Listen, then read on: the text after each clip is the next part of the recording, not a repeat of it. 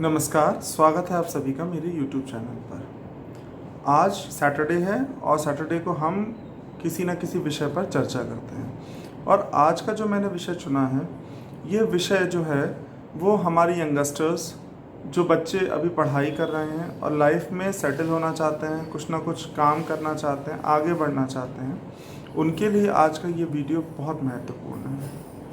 आज के इस वीडियो में हम जिस विषय पे बात करेंगे ना, वो विषय हर बच्चे की समस्या है। चाहे वो किसी कंपटीशन की तैयारी कर रहा हो, चाहे वह छोटा बच्चा हो, चाहे किसी भी स्तर का बच्चा हो, उसके लिए ही वह चीज़ जो है वह समस्या है। समस्या क्या है कि हम लोग जो हैं अपनी लाइफ में, हर कोई चाहता है हमारी लाइफ बहुत अच्छी हो, बहुत स्मूथ चले, हैप्पी लाइफ हो, हमारे पास बहुत सारा पैसा हो, हम बहुत मेहनत करें, बहुत कुछ कमाएं लाइफ में, हमारा नाम भी हो, हमारे पास शोहरत, हर चीज़ हमें लाइफ में अपने चाहिए।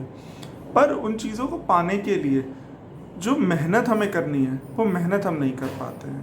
और होता क्या है, हम अपने कैलिबर से बढ़कर सपने देख लेते हैं। 90% जनरेशन की प्रॉब्लम आज के समय में यही है कि बच्चा अपना कैलिबर जानता ही नहीं है, और माता पिता जानते हुए भी उस चीज़ को मानना नहीं चाहते हैं। वो उसको डंडे हैं, टौटे आते हैं, बार बार कहते हैं कि नहीं, तुम्हें करना है, करो, कैसे भी करो। और फाइनली रिजल्ट ये होता है कि बच्चा वो चीज़ नहीं कर पाता है।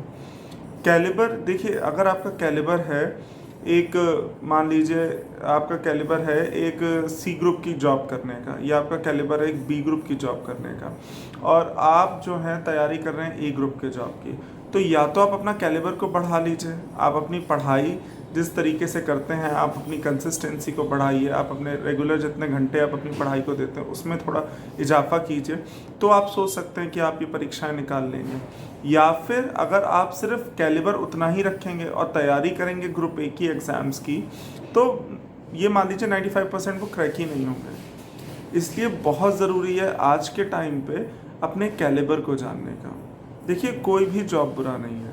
हम लोग पता कैटेगराइज कर देते हैं चीज़ों को कि ये अच्छा, ये बुरा, ये बहुत बुरा, और हर कोई अपनी लाइफ में अच्छा ही चाहता है।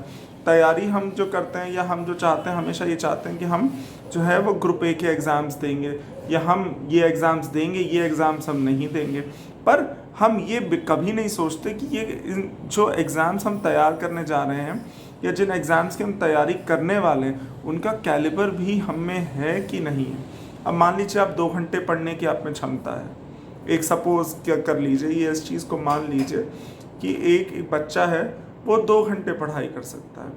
अगर आप उस बच्चे को आईएएस की तैयारी कराएंगे, या आप सोचेंगे कि वो पीसीएस आईएएस दे ले, तो वो नहीं दे पाएगा। क्यों नहीं दे पाएगा? क्योंकि उसका कैलिबर जो है वो 2 घंटे पढ़ने का है। और इन एग्ज़ाम्स को क्वालिफाई करने के लिए कंसिस्टेंसी भी चाहिए। रेगुलर आप में जो है ना, आप रेगुलर पढ़ाई भी करते हो, आप में काफ़ी देर एक बार एक जगह बैठ के पढ़ने की क्षमता भी हो, प्लस आप बहुत पॉजिटिव भी हो, तब आप इन एग्ज़ाम्स को क्लियर कर सकते हैं। अब पता चला आप पढ़ तो 2 ही घंटे रहे हैं और सोच आप ये रहे हैं कि आप आईएएस हो जाएंगे, या आप ग्रुप ए का कोई एग्ज़ाम निकाल लेंगे, तो वो बहुत कठिन हो जाएगा, या ये मान लीजिए बिल्कुल असंभवी कार्य है। कोई भी जॉब बुरा नहीं है, कोई भी काम बुरा नहीं है, बशर्ते आप उस काम को पहले पकड़िए और उसमें आगे बढ़ने की सोचते रहिए। मान लीजिए आपने ग्रुप सी से ज्वाइन किया, मान लीजिए, या आपने ग्रुप बी से ज्वाइन किया, अगर आप उसमें भी आगे बढ़ रहे हैं तो हो सकता है धीरे धीरे काफ़ी आगे तक चले जाएं। पर एक चीज़ तो यह है कि जो भी काम आप कर रहे हैं उसमें खुश रहिए।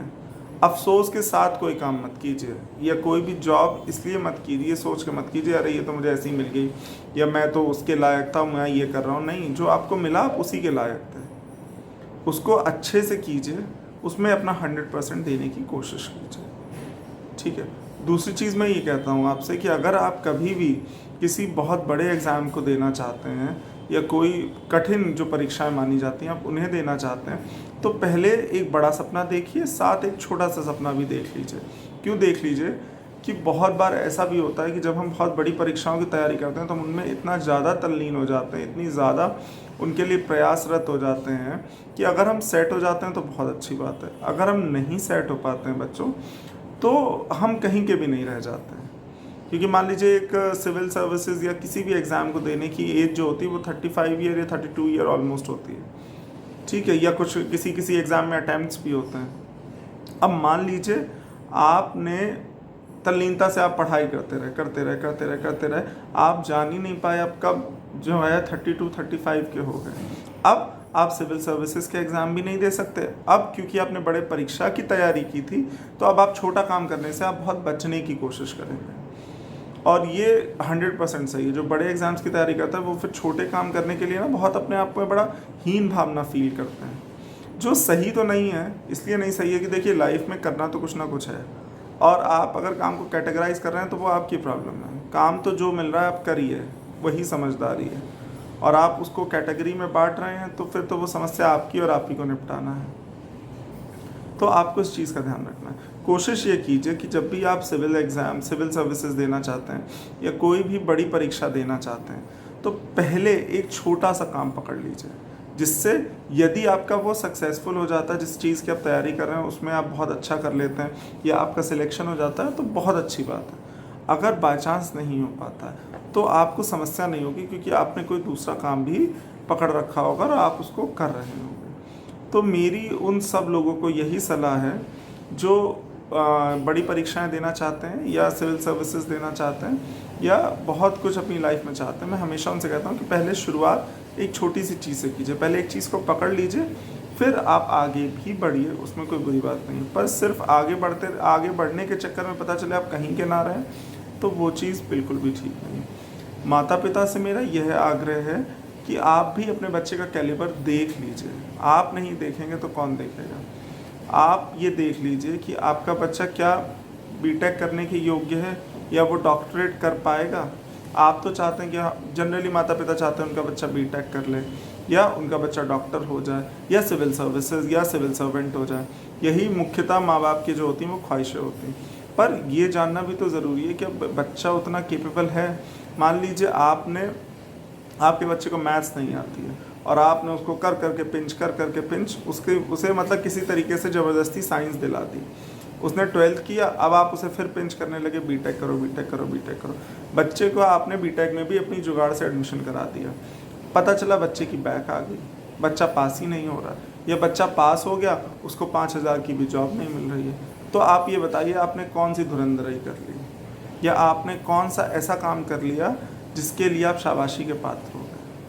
अगर इसी की जगह आपने अपने बच्चे को वो काम करने दिया होता जो वो कर सकता था, तो शायद जो प्रॉब्लम आप आज के टाइम पे फेस कर रहे हो ये आपको नहीं करनी पड़ती। या बच्चे ने बीटेक किया, फिर उसने एमबीए किया, या फिर उसके बाद उसने क्या किया, उसके बाद उसने किसी और एग्ज़ाम की तैयारी करी, पूरी खिचड़ी बना के एक तैयार कर ली।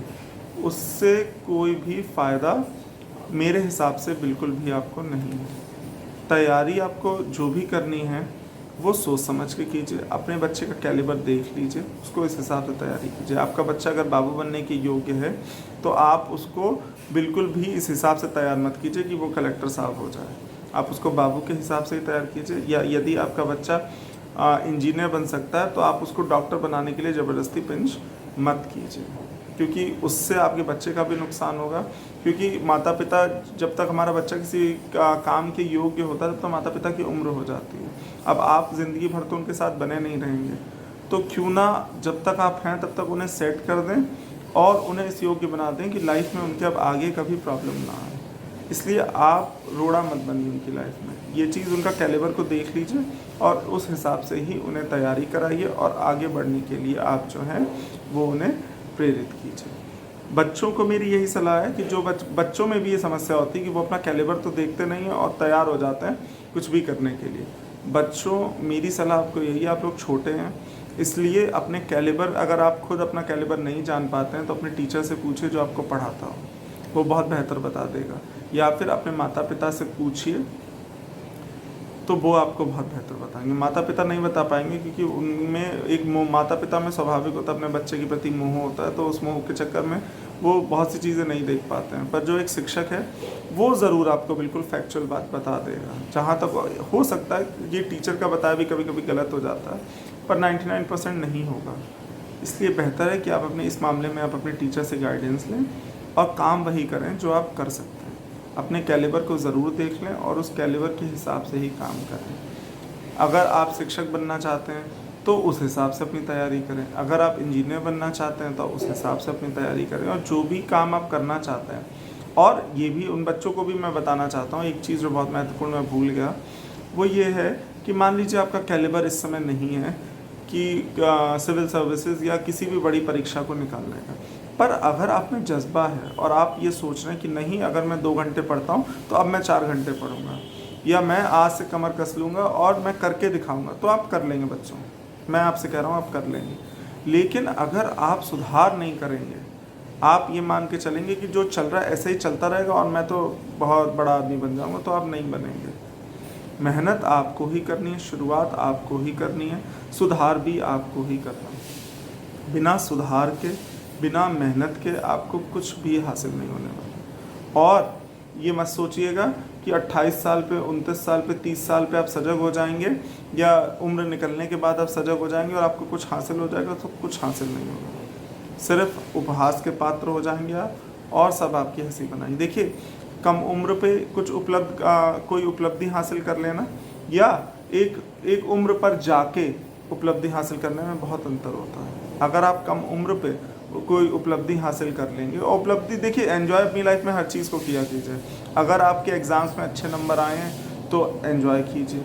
अगर आपका कोई अच्छी, मतलब छोटी छोटी चीज़ों को ना लाइफ में अपना एंजॉय किया कीजिए। बहुत ज़्यादा इस पर मत पड़ा कीजिए कि अरे ऐसा काम हो जाएगा तो देखेंगे, वरना नहीं देखेंगे। अरे ठीक है, अपनी छोटी छोटी चीज़ों का आप एंजॉय करेंगे, लाइफ में खुश रहेंगे। और खुश रहना भी बहुत ज़रूरी है। पता चले हम कुंठित बने रहे, परेशानी बने रहे, सोचते ही रहे कि हाय ऐसा हाय वैसा, और कुछ नहीं। इसलिए बेहतर क्या है, तो आज के वीडियो के माध्यम से मैं आपको जो महत्वपूर्ण चीज़ें मैंने इसमें बताई हैं वो मैं आपको समराइज़ कर देता हूँ। पहली चीज़ ये कि आप पहले अपना कैलिबर देखें, उसके बाद अपना करियर चुनें, पहली चीज़।